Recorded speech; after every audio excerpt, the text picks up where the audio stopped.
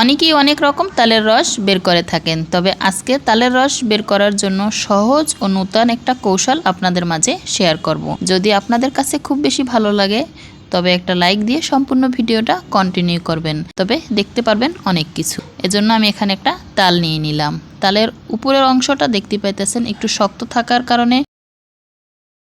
বোটা ছাড়িয়ে না নিতে পারলে এভাবে একটু থেতলিয়ে নিয়ে বোটাটা সহজেই ছাড়িয়ে নিতে পারবেন। আসসালামু আলাইকুম, কেমন আছেন আপনারা সবাই? কাছে কিংবা দূরে, দেশ কিংবা বিদেশ, যে যেখান থেকে সবাইকে স্বাগতম জানিয়ে আমি মনিরা কুকিং চ্যানেল থেকে বলছি। আজকের পর্বে তালের রস খুব সহজে বা নূতন কৌশলে বের করে সংরক্ষণ করে রাখার পদ্ধতি। এ পর্যায়ে আমি এখানে তালের উপরের অংশটা ছাড়িয়ে নিয়েছি।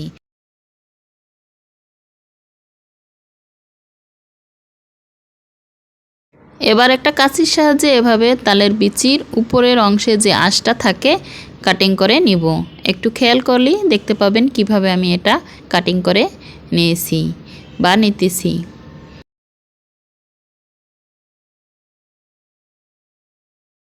আপনারা চাইলে এটা বটির সাহায্যেও আপনার কৌশলে কেটে নিতে পারবেন, তবে কিন্তু কাঁচি দিয়ে এভাবে কেটে নিলে কিন্তু খুব সহজ হয়। দেখতে পাইতেছেন আমি কিভাবে এটা বিচি থেকে আলাদা করে নিয়েছি। এক পর্যায়ে দেখা গেল খুব সহজেই বিচি থেকে তালের আঁশটা বেরিয়ে আসলো।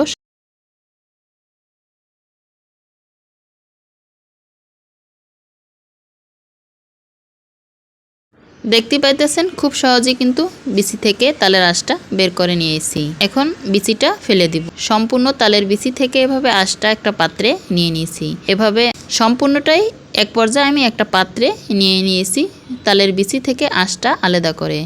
এরপরে এখানে অল্প অল্প করে পানি অ্যাড করে দিয়ে হাত দিয়ে এভাবে কষলিয়ে নিব। অল্প সময় এভাবে হাত দিয়ে একটু কষলিয়ে নিলেই কিন্তু দেখা যাবে আঁশ থেকে তালের রসটা খুব সহজেই বেরিয়ে আসবে।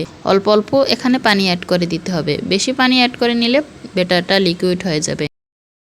যখনই দেখবেন একটু ঘন হয়ে আসছে এভাবে কষলিয়ে নেওয়ার পরে অল্প করে একটু পানি অ্যাড করে নিতে পারেন। দেখতেই পাইতেছেন খুব সহজেই কিন্তু তালের আঁশ থেকে তালের রসটা বেরিয়ে আসছে। এভাবে বড় আঁশগুলো হাত দিয়ে চেপে রসটা বের করে নিয়ে ছোট আঁশগুলো ছেঁকে নিব। দেখতে পাইতেছেন বড় আঁশগুলো কিন্তু আমি এখানে তুলে নিয়েছি, এর সাথে কিন্তু কোনো তালের রস নেই।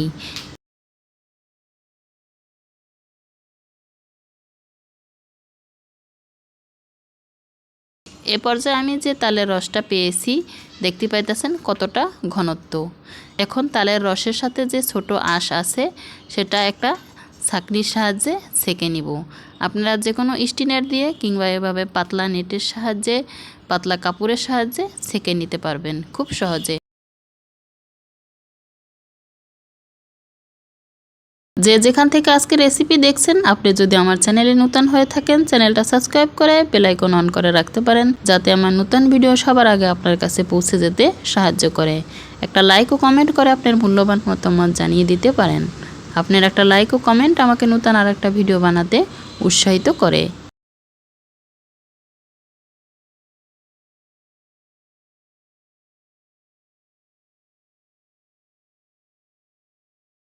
এক পর্যায়ে সবগুলো আমি এভাবে অল্প অল্প করে চেলে নিব। দেখা যাবে খুব সুন্দর লিকুইড একটা রস বের হবে, খুব বেশি পাতলাও না খুব বেশি ঘনও না।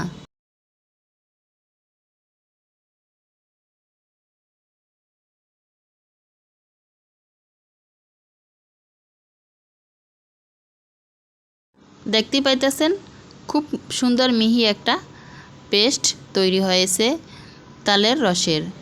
এ পর্যায়ে আমি সবগুলোই কিন্তু এখানে নিয়েছি, আরও কিছুটা আছে চেলে নিব। এরপরে জাল করে নিব। অল্প কিছুক্ষণ জাল করে নিলেই কিন্তু এটা পারফেক্ট ব্যাটারে পরিণত হবে। আপনি জাল না করেও ডিপ ফ্রিজে রেখে দিতে পারবেন, আর যদি একটু জাল করে ফুটিয়ে নেন তবে আপনি নর্মাল ফ্রিজে 8 থেকে 10 দিনের জন্য রেখে দিতে পারবেন। আমি এখানে কিছুক্ষণ জাল করে নিয়ে ঠান্ডা করে নিয়ে এবার কিছুটা ফ্রোজেন করে রেখে দিব, আর কিছুটা দিয়ে পিঠা তৈরি করে নিব। এখানে আমি নর্মাল ফ্রিজে রেখে দিব কিছুটা, আর কিছুটা ডিপ ফ্রিজে রেখে দিব। যে যেখান থেকে আজকের ভিডিও দেখছেন ভালো থাকবেন, সুস্থ থাকবেন। আল্লাহ হাফেজ।